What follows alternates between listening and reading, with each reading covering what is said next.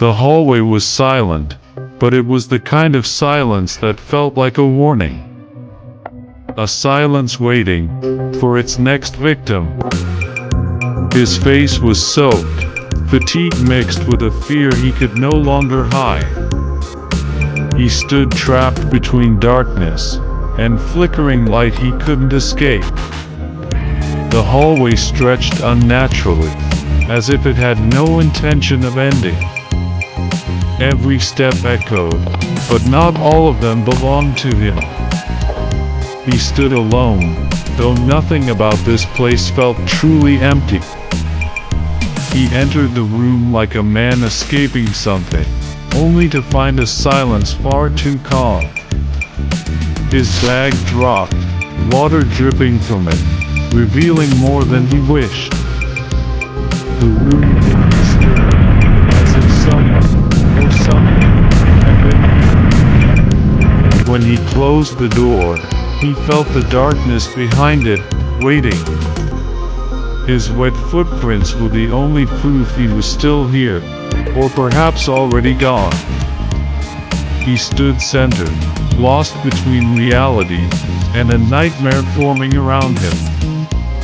And then, she appeared.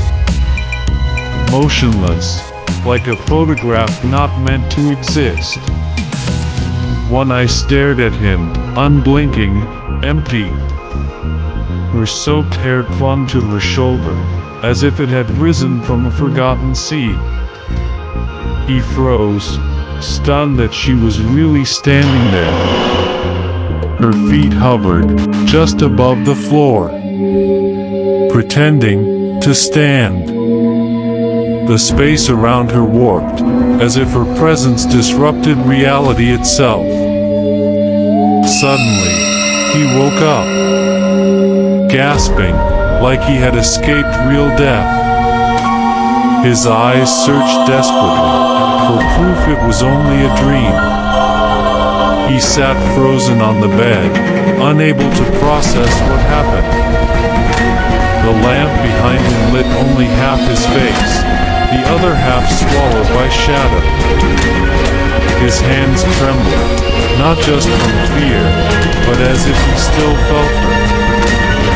His breath raced, as if he had truly been running inside the dream. Then he looked at the bathroom door, slightly open, glowing with cold, blue light. The small gap between door and frame pulsed with shifting shadows. His heart sank, yet he stepped forward anyway. He reached for the handle, his hand colder than the light inside. The darkness beyond the door felt heavy, unnatural.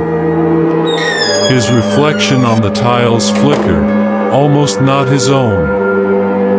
He opened the door, and a cold breath escaped, as if exhaled by someone else. His grip tightened, afraid to let go. The sink and the fogged mirror hid whatever truth lay behind them.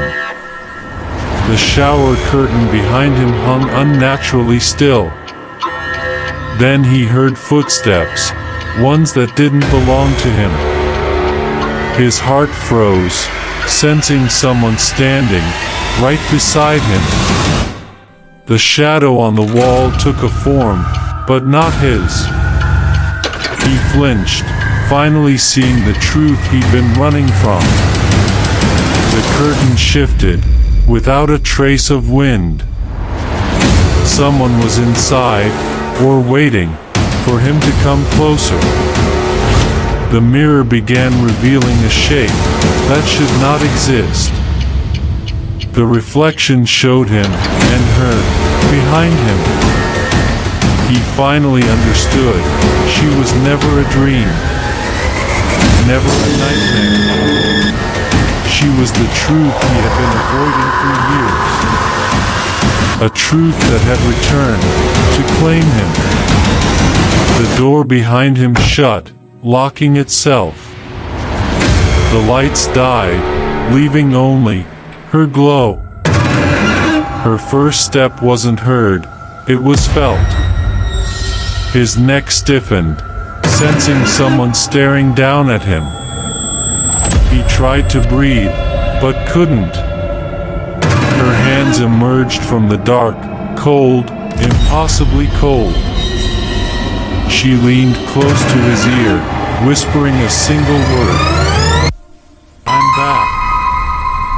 That moment was the last time he felt human. After that, he became only a voice. A voice that echoed the same word. In the hallway, the room, the bathroom, everywhere he walked. He became a guide for the next. Just as she guided him. Because anyone who enters this hotel never leaves alone.